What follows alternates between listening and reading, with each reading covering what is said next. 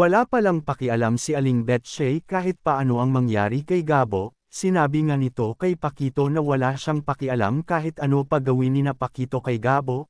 Pumasok nga si Aling Betsyay sa teritoryo ni na Django at Pakito, dahil sa pangangailangan ni Aling Betsyay ng pera pang paopera kay Mang Rudy. Hindi niya alam na may masamang binabalak sina Pakito at Django, at si Django ang totoong bumaril kay Mang Rudy kaya ito nalalagay sa panganib ang kanyang buhay. Walang tiwala si Aling Betsyay na makakahanap ng pera si Gabo. Gagawin naman lahat ni Gabo kahit pa mapanganib ang kanyang pinasok na pagharap kay Victor alias Tigre. Sa paghahanap ni Gabo kay Tigre, sa hindi inaasahan na magkakabangga sila ni Sam at bumagsak si Gabo. Ikaw na naman yan bastos ka, galit na sigaw ni Sam kay Gabo. Sinabi naman ni Gabo na hindi siya ang humulik, na si Sam daw ang humulik sa kanya. Gusto daw ba ni Sam na halikan siya ulit? Kaya naman galit na galit si Sam sa sinabi ni Gabo. Hindi naman ito mapapalampas ni Sebastian. Nagselos nga ito dahil may gusto si Sebastian kay Sam. Sinugod ni Sebastian si Gabo at dito ay nag-away ang dalawa.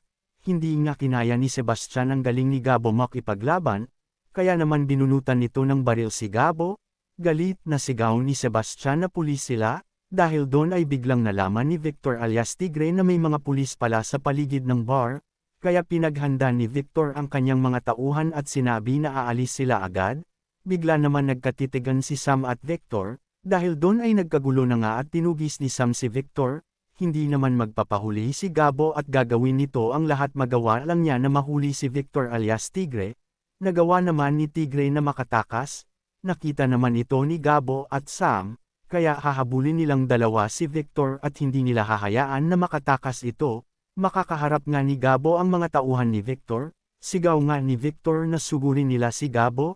Hindi naman magagawang pigilan ng mga tauhan ni Victor si Gabo, kaya magkakaharap si Gabo at Tigre at maglalaban silang dalawa.